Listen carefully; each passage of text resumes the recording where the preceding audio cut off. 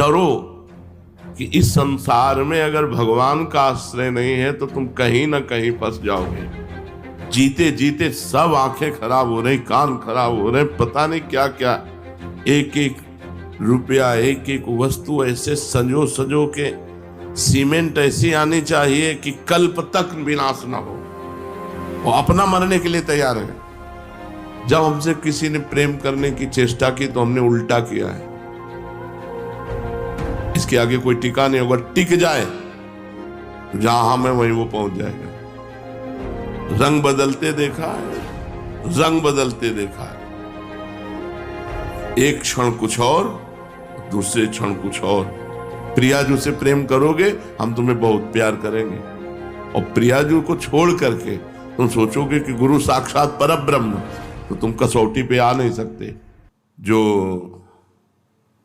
उपासक नित्य निरंतर सच्चिदानंद भगवान में स्थित है, वही सबसे बड़ा योगी है, वही सच्चा योगी है। अब ये देखना चाहिए, नित्य निरंतर वही सच्चा योगी है। तेषाम सतत युक्ता नाम भजताम प्रीति पूर्वकम ददामि बुद्धि योगम तम ये न माम उपयांति ते।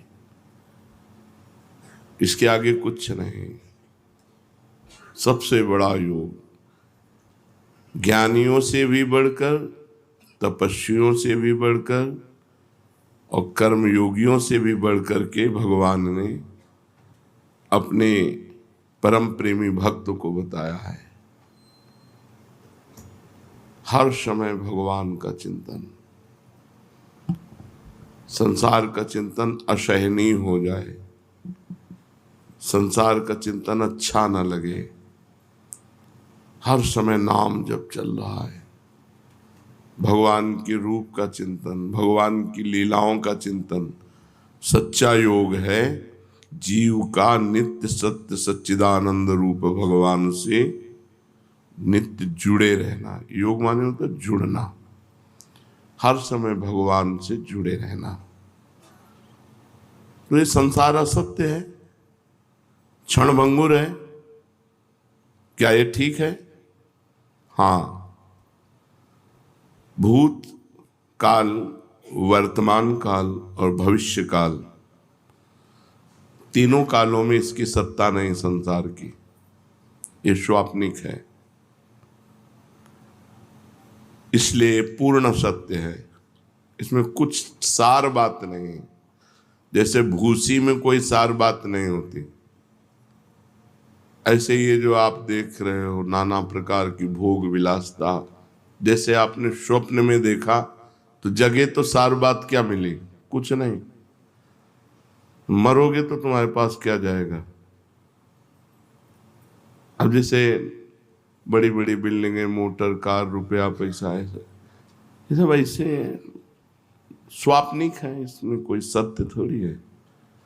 अभी शरीर छूट गया तो क्या लेके जाओगे? कुछ नहीं। यही बात जब समझ में आती है तो भगवान शिव कह रहे हैं, उमा कहूं मैं अनुभव अपना। भगवान शिव अपना अनुभव बता रहे हैं। सत हरि भजन जगत सब सपना। सत्य है, जितना भजन कर लो। बड़े भाग्य हैं कि आप भजन मार्ग में हैं, नहीं तो संसार मार्ग में बस उन्हीं भोगों का चिंतन, रुपया का चिंतन, परिवार का चिंतन, राग द्वेष का चिंतन, हर समय व्यर्थ समय नष्ट करना। संसार का चिंतन, व्यर्थ समय नष्ट करना, ये असत्य है, इसमें कुछ भी सत्य नहीं। इसलिए कभी उत्साह नहीं होता विवेकी जनों को, ज्ञानी जनों को, भक्त जनों को। कुछ भी मिल जाए सब छूटने वाला है यार। अभी शरीर छूट जाए तो सब छूटने वाला है, कुछ उत्साह। हाँ, ये वादा हो कि तुम मरोगे नहीं, तो भाई चलो मरेंगे नहीं, स्थायी घर बन गया बढ़िया। अब घर बन के पुत के तैयार हुआ और प्रवेश उनका हुआ ही नहीं, घर यहीं पड़ा रहा। ये बड़ा झूठा है। उमा कहूं मैं अनुभव अपना, सत हरि भजन जगत सब सपना। वही विवेकी है जो भजन कर ले जाए। नहीं आकर्षण या इतने में ही संतोष कर लेते कि बढ़िया खाने पीने को मिल रहा है, मौत से जिंदगी कट रही। नहीं, जिंदगी काटने नहीं आए, हम जिंदगी में कुछ करने आए हैं। क्या करने आए हैं? उन्नति। कौन सी उन्नति? जो परिणाम में उन्नति हो। मान लो आप यहां बहुत बड़े पद पर चले गए और मृत्यु हो गई तो पद भी गया। हमको वो बात पकड़नी है जो मृत्यु के बाद हमें मिले। मृत्यु के पहले तो सब झूठा है। शरीर छूटने में सब छूट जाएगा तो सब झूठा है। मृत्यु के बाद आपका कर्म आपके साथ जाएगा, अच्छा कर्म, बुरा कर्म या भजन। भजन करो तो अच्छा बुरा दोनों को मिटाकर भगवान की प्राप्ति हो गई। तो कम से कम हमसे बुरा कर्म तो न बने। तो इसके लिए हमें बुद्धि चाहिए, और बुद्धि बिना भजन के शुद्ध होती नहीं। इसलिए बड़ा कलह मचा है। जब संसार का हमें कुछ दर्शन होता है तब लगता है ऐसा संसार है। थोड़ी थोड़ी बात के लिए दूसरा पुरुष मिल गया, पत्नी ने अपने पति को जहर खवा दिया बड़ी चालाकी से। अगर भजन नहीं है तो बुद्धि शुद्ध नहीं है। बुद्धि जब तक भगवान के चरणों का चिंतन नहीं होगा तब तक ये नष्ट करती रहेगी। अगर भगवान का भजन नहीं है तो आप गृहस्थी में भी प्रेम पूर्वक नहीं रह सकते। वासना ही तो है। जब अपने पति में संतुष्टता नहीं तो विश्व में संतुष्टता नहीं होगी, चाहे जितना पाप कर लो। जब अपनी पत्नी में संतुष्टता नहीं तो विश्व में चाहे जितनी स्त्रियों के साथ, वो सब पाप कर्म। तो बुद्धि शुद्ध करने के लिए अगर नाम जप सत्संग है तो बुद्धि शुद्ध हो जाएगी, नहीं तो घोर अशुद्ध होती चली जाएगी। और अशुद्ध बुद्धि ऐसी जगह फंसा देगी जहां लाभ नहीं। भजन के बिना राक्षसी भाव पर शासन नहीं हो सकता, और राक्षसी भाव सबके अंदर है। सुमति कुमति सबके उर रहे। सबके हृदय में सुमति है और कुमति है। सुंदर बुद्धि है और असुंदर बुद्धि, राक्षसी बुद्धि है। यदि हम सत्संग सुनेंगे, नाम जप करेंगे तो सुंदर बुद्धि की वृद्धि होगी, और वो हमको अनुभव कराएगी कि संसार में सब कुछ झूठा है। फाइनल में देखो तो सब कुछ झूठा है, लेकिन कोई मानने के लिए तैयार नहीं कि झूठा है। एक एक रुपया, एक एक वस्तु ऐसे सजो सजो के, सीमेंट ऐसी आनी चाहिए कि कल्प तक विनाश ना हो। वो अपना मरने के लिए तैयार है, उनका कुछ पता नहीं कब। बड़ा संसार में क्लेश ही क्लेश है। आप लोग बचे हुए हो, धाम में हो ना, इसलिए असत संसार में भजन बहुत आवश्यक है, बिल्कुल आवश्यक है। जैसे जीने के लिए श्वास आवश्यक है, ऐसे जीवन बिताने के लिए भजन आवश्यक है। यदि भजन नहीं तो बुद्धि कहीं भी बिगड़ जाएगी और फंसा देगी। ब्राह्मी स्थिति में कब रहना चाहिए? करें हर समय रहना चाहिए, क्योंकि कभी भी मृत्यु हो सकती है। ब्राह्मी स्थिति उसे कहते हैं, मैं शरीर नहीं हूं, मैं भगवान का जो स्वरूप हूं, अपने स्वरूप में स्थित रहना। न तन से न मन से किसी से कोई मतलब नहीं। भक्ति में उसी को जब भागवती की स्थिति कहते हैं, वो भगवान के चिंतन में है। हर समय भगवान के चिंतन में रहना चाहिए, नहीं धोखा है, कब मर जाए कुछ पता नहीं।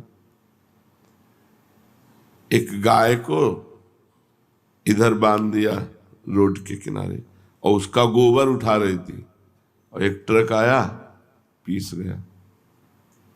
आराम से अपने बच्चे को लिए जा रही, गाड़ी बहकी हुई आई, उसे मार गई। कब कहां क्या हो जाए कुछ पता नहीं, कब कहां क्या हो जाए। इसलिए हर समय राधा राधा राधा राधा। ब्राह्मी स्थिति में नहीं हो तो भाव में, नाम में, स्थिति में तो रहा जा सकता है। डरो इस बात से कि तुम्हें मरना है, और मरना है। अगर भजन नहीं हुआ तो देखो जीवों के साथ कैसा व्यवहार कर रहे हैं। बकरा, मुर्गा, गाय, भैंस, ऊंट, कुत्ता, कुछ नहीं बच रहा इन राक्षसों के आगे।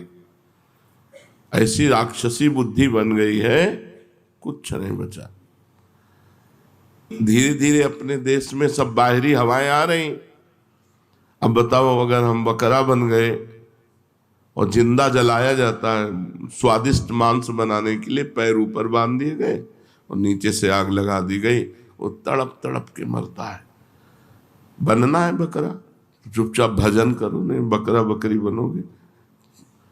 बहुत बहुत दुर्दशा है। हम कभी कभी एकांत में इस बात से कि अरे लोग जान क्यों नहीं रहे कि ये किस लिए आए, अरे भजन कर ले, नहीं अगला जो होने वाला है उसमें आप कुछ नहीं कर सकते। जैसे पशु पक्षी अन्य योनियों में गए, कुछ नहीं कर सकते। कबूतर चुन रहा है, बिल्ली दौड़ के आई, पकड़ा, एक एक पंख उखाड़ के छील के खा गया। कितना भयानक पीड़ा होती है मृत्यु के समय। वो जब जीवों को देखो, स्कूटी में जा रहे हैं, एक्सीडेंट हुआ, आते निकल के बाहर निकल के पड़ गए रोड में। बहुत विचित्र। डरो कि इस संसार में अगर भगवान का आश्रय नहीं है तो तुम कहीं ना कहीं फंस जाओगे, कहीं ना कहीं तुम पिट जाओगे, कहीं ना कहीं तुम्हारी दुर्गति हो जाएगी। इसलिए हर समय नाम जप करते रहो। ये दैवी संपदा और आसुरी संपदा कहाँ रहती है? बोले चित्त में रहती है। जो चित्त वासुदेव का चिंतन करता रहता है, चित्त के अधिष्ठात्र देवता भगवान वासुदेव है, उसमें दैवी संपदा वास करती है। और जो चित्त संसार का चिंतन करता रहता है, उसमें आसुरी संपदा वास करती है। बहुत ध्यान देने योग्य बात है। चित्त का चिंतन नहीं छूटना चाहिए भगवान का। अगर चित्त का भगवान से चिंतन है तो दैवी संपदा जागृत हो जाएगी, और अगर संसार का चिंतन है तो आसुरी संपदा। आज प्रायः लोग प्रश्न करते हैं, बहुत उद्वेगित हैं, चिंतित हैं, अशांत हैं, परेशान हैं। क्यों? क्योंकि संसार का चिंतन हो रहा है। देखो 6 घंटा नींद में सोते हो तो कितना अच्छा लगता है, क्योंकि संसार का चिंतन नहीं होता। अगर जागृत में 6 घंटा संसार का चिंतन छोड़कर भगवान का चिंतन करो तो परमानंद में डूब जाओगे। संसार का चिंतन ही आसुरी संपदा है, भगवान का चिंतन ही दैवी संपदा है।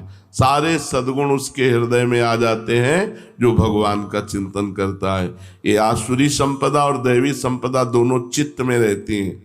अगर चिंतन भगवान का अधिक तो दैवी संपदा जागृत हो जाएगी, चिंतन संसार का अधिक तो आसुरी संपदा जागृत हो जाएगी। बंधन और मोक्ष क्या है? संसार के प्राणी पदार्थों का चिंतन करना ही बंधन है, और भगवान का चिंतन करना मोक्ष है। तुम भजन कर रहे हो, अभी मुक्त हो, हर समय भजन करो।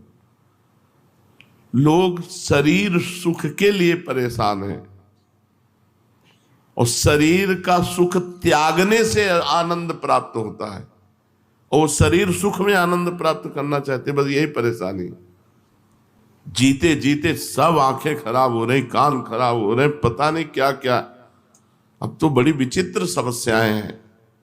हम सच्ची कहते हैं, हर समय मन इस बात से व्याकुल रहता है कि ये लोग जाने यार काहे को परेशान हो रहे हैं, किसमें समय बर्बाद कर रहे हैं। सबको समझना चाहिए हम आए किस लिए।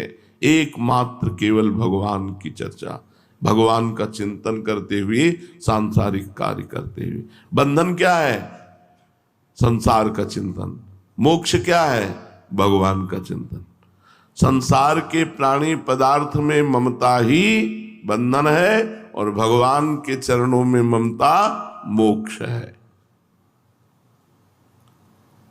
तो ममताहीन कैसे बने? क्योंकि ममता शरीर में है, शरीर के संबंधियों में है, भोगों में है। कैसे ममता हटे? खूब सत्संग सुनो और भगवान का चिंतन करो, इसी से ममता चली जाएगी। सबकी ममता ताग बटोरी, मम पद मनहि बांधि बर डोरी। भगवान की यदि चर्चा सुनोगे तो सब झूठा लगने लगता है। हम आपको सच्ची कहते हैं, आज तक हमें कभी ये नहीं दिखाई दिया कि ये हमें प्यार करता है। जहां कहीं लगा तो उत्तर में हमने देखा कि वो अपने लिए हमें प्यार करता है, हमारे लिए हमें प्यार नहीं करता। जैसे बहुत रोना धोना कोई करे, बहुत प्यार दिखा रहा, तो मन कहता है आपको प्यार करता है, तो भगवान कहते हैं रुको हम परीक्षा लेते हैं। और जहां उसके प्रतिकूल थोड़ी सी बात हुई, बस उसका चेहरा सामने आ गया, अरे ये तो हमारे, अच्छा ये प्यार था, बस समझ में प्यार नहीं, वो अपने लिए हमसे प्यार कर रहा है। हमारे लिए सिर्फ हमारे भगवान प्यार करते हैं, हमारी प्रिया जो प्यार करती है, सब अपने लिए प्यार करता है। आपके लिए बहुत बढ़िया जूता लाए हैं, क्योंकि आप जूता पहनेंगे तो हमें पुण्य होगा, हमारे पाप नष्ट होंगे, हमारा मंगल होगा। तो हमें प्यार से जूता थोड़े पहना रहा है, व्यापार से जूता पहना रहा है। मेरे प्रभु के पैरों में कहीं कुछ लग न जाए, वो भाव ला करके, कहीं ये सुकृत की बात ही नहीं आई कि पुण्य मुझे कोई लाभ मिलेगा, बात ही नहीं आई, ऐसा कोई नहीं। वो तो केवल भगवान ही है। आज तक हमें समझ, हमको सब नाटक लगता है। जब कोई बहुत बार देखा है, बहुत बार, हजारों बार, लाखों बार देखा है। अब बचपन से बाबा जी तो कोई तुम्हें थोड़ी श्रद्धा कर रहे हो, लाखों श्रद्धालु मिले, लाखों, ऐसे कि आप देखते रह जाओ कि क्या श्रद्धा है। पर अपने पास ऐसी छुरी रही है कि जहां परखी लगाई और देखा कनेक्शन गलत, तो छुरी से काट दिया। तुम विवेक के बिना फंस जाओगे, और विवेक है पहचान। जब हमसे किसी ने प्रेम करने की चेष्टा की तो हमने उल्टा किया है, इसके आगे कोई टिका नहीं होगा। टिक जाए तो जहां हम है वहीं वो पहुंच जाएगा, टिक जाए केवल। कोई विरला प्यार करने वाला मिलेगा। जैसे संदीपनी जी अपने गुरु को प्यार किए, वो दंडता करते, मारते पीटते, सब करते, पागल वाला रोल करते, सब भग गए, वही केवल। तो उन्होंने पूछा कि बेटा तुम क्यों नहीं गए? तो उनका गुरुदेव आपको स्नान कौन कराता, आपको भोजन कौन कराता, भिक्षा मांग के ला के आपको भोजन, तो हमने आपके साथ उपद्रव नहीं किया। बोले किया गुरुदेव। तो बोले बुरा नहीं लगा? बोले मेरा कुछ है नहीं गुरुदेव, ये शरीर तो आपका है, सब कुछ आपका है। उनके आंसू भर आए और कहा बेटा मैं आशीर्वाद देता हूं, जगत गुरु तुम्हारा शिष्य बनेगा आगे। तो संदीपनी जी ऊंचे आसन में बैठते और भगवान द्वारिकाधीश नीचे बैठते। भगवान श्री कृष्ण उनके शिष्य हुए। ममता गुरु चरणों में या इष्ट में, जब खूब सत्संग सुनोगे, खूब नाम जप करोगे और भगवान से प्रार्थना करो कि हमारी ममता को आप घसीट लीजिए, अपने चरणों में लगा लीजिए। ये ममता ही तो जहर है। इन सब संबंधों में ये आसक्ति ममता ही जहर है। ममता निकल जाए, जहर निकल जाए, फिर व्यवहार करो, कोई परेशानी नहीं। अब हमें आपको सच्चे कहते हैं, जैसे लाखों लोग मिलते हैं सब ऐसे, हमें थोड़ी लगता है कि हमारे लिए मिलते हैं, सब अपने लिए मिलते हैं। विवेक ऐसा प्रवीण है कि वो हाँ भाई क्या है, कृपा कर दो, किस लिए, कोई कुछ बात, कोई कुछ बात, कोई तो अपनी बात के लिए तो रो रहा है, वो हमारे लिए थोड़ा रहा। जैसे कोई रो क्या है तो क्यों रो रहे हो? भगवान आपको स्वस्थ रखे, श्री जी आपको दर्शन दे, श्री जी आपको दुलार करे, ये हम चाहते हैं। तो समझ में आया ये बात, ये तो कोई नहीं कहेगा। अगर ये कहेगा कि आप जब चले जाओगे तो हमारा क्या होगा, वो अपने लिए रो रहा है। आप हो तो भजन सत्संग सुनने को मिल रहा है साथ में, हमारा क्या होगा, ये नहीं होना चाहिए। हमारा शब्द गायब हो जाए। हम आपको सुखी देखना चाहते हैं, आपको प्रसन्न देखना, ये प्रेम है। प्रेम कहीं बिरला ही होता है। इसीलिए कहीं लगाव नहीं, कहीं लगाव नहीं। जैसे कोई बहुत प्यार से देखने की चेष्टा करता है, अपने सुख के लिए करता है। हमें प्यार तो सिर्फ हमारी लाडली जो करती है, हमारे प्रभु करते हैं। सच्ची कहता हूं, प्रभु कहते हैं। बहुत देखा है, बहुत देखा है, बहुत देखा है, बार बार कर। अच्छा, ये हम क्यों बता रहे हैं तुम्हें? तुम ये ना मान लो कि तुम्हें कोई प्यार कर रहा है।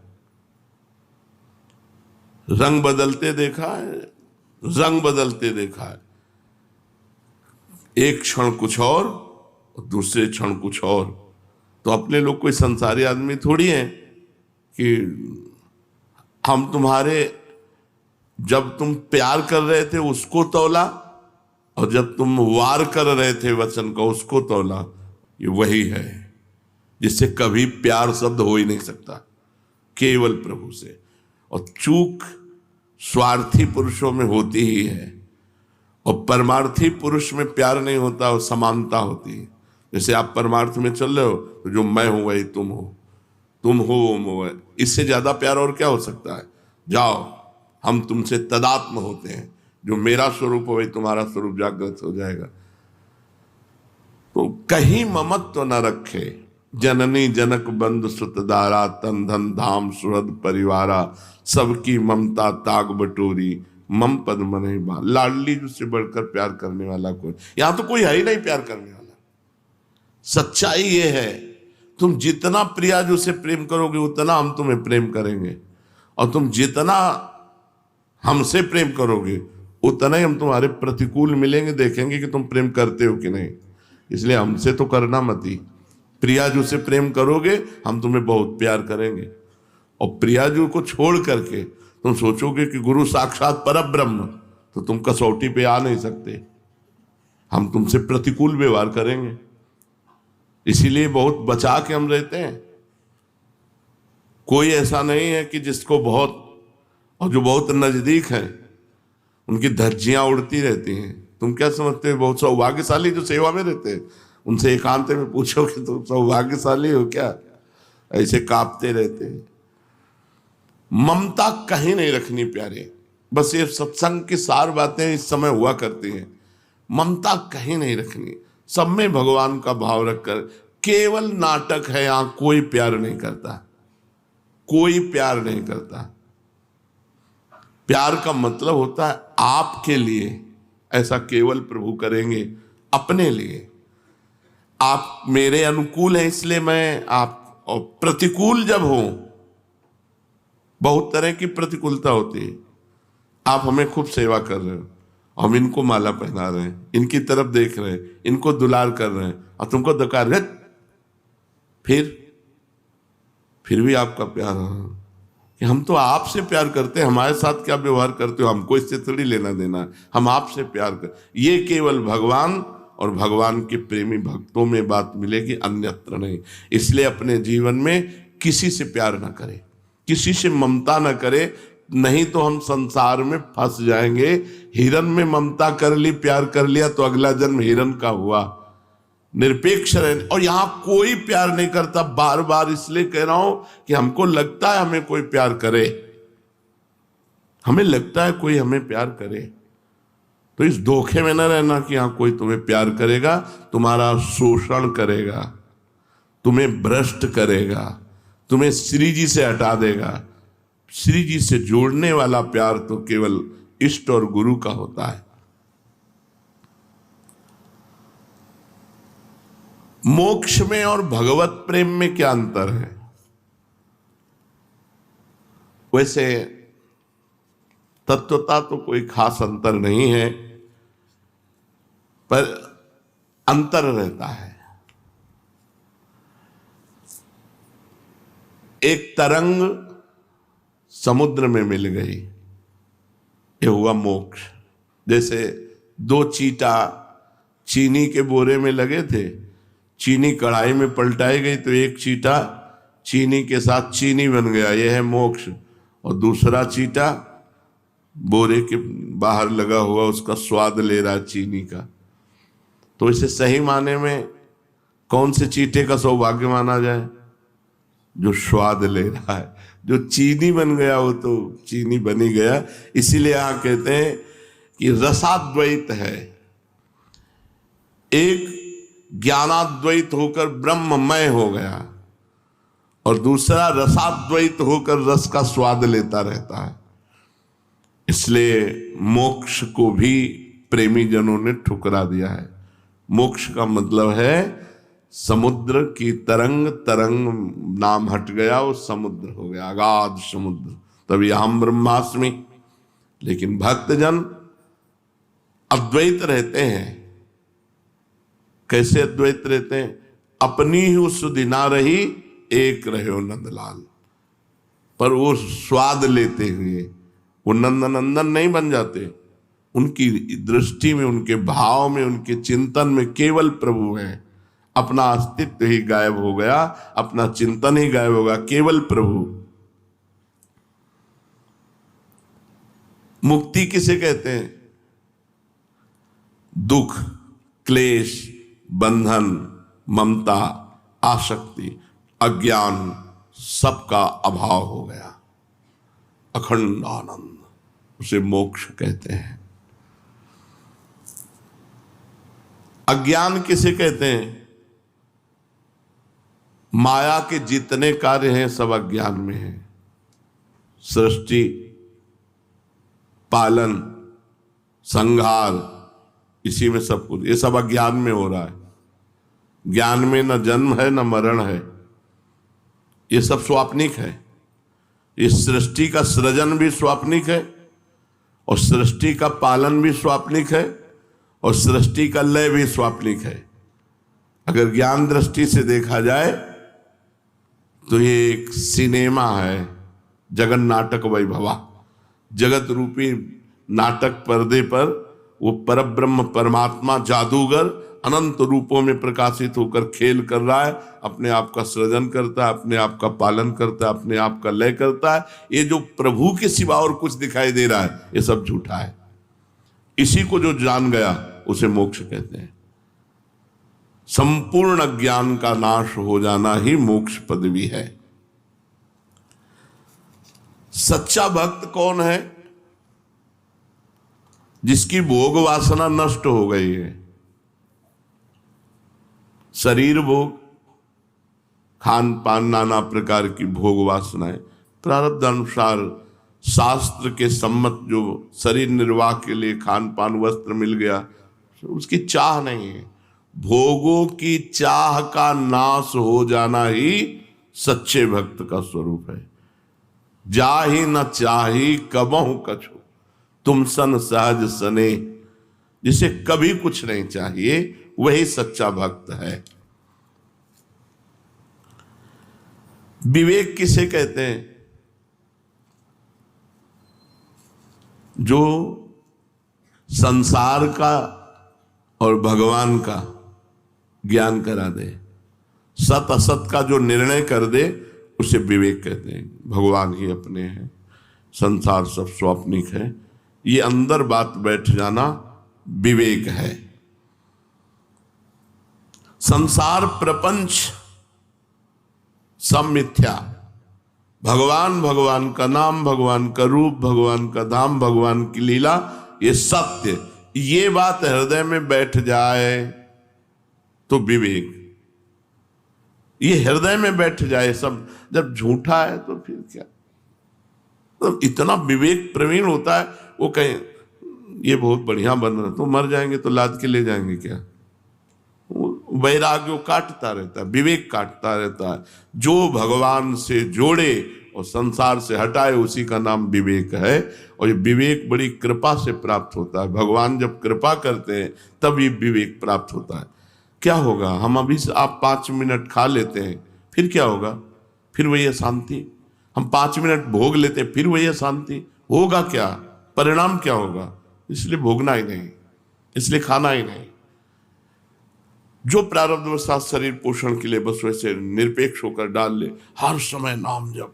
विवेक जब जागृत हो जाएगा तो कहीं अच्छापन नहीं रह जाएगा। ये बुद्धि को ही विवेक कहते हैं या कोई और चीज होती है? तो बोले बुद्धि जब शुद्ध हो जाती है तो उसका नाम विवेक हो जाता है। शुद्ध बुद्धि का नाम विवेक है, और अशुद्ध बुद्धि का नाम अविवेक, अज्ञान है। कब हम जाने कि विवेक जागृत हो गया हमारे? जब मनुष्य एकमात्र केवल भगवान की चाह से युक्त हो जाए, क्योंकि सत्य वस्तु भगवान है, मुझे भगवान चाहिए, और उनकी प्राप्ति के लिए दौड़ पड़े। नाम जप, वाणी पाठ, ठाकुर सेवा, किसी से कोई मत, तब जानना चाहिए विवेक जागृत हो गया। जब केवल भगवान की प्राप्ति के लिए, ये विवेक बस बहुत बड़ा धन है। एक बार जागृत हो जाए विवेक, आपका काम हो गया, वो आपको फंसने नहीं देगा। ऐसी कैंची रहती है, हर समय काटता रहता है, हर समय काटता रहता है।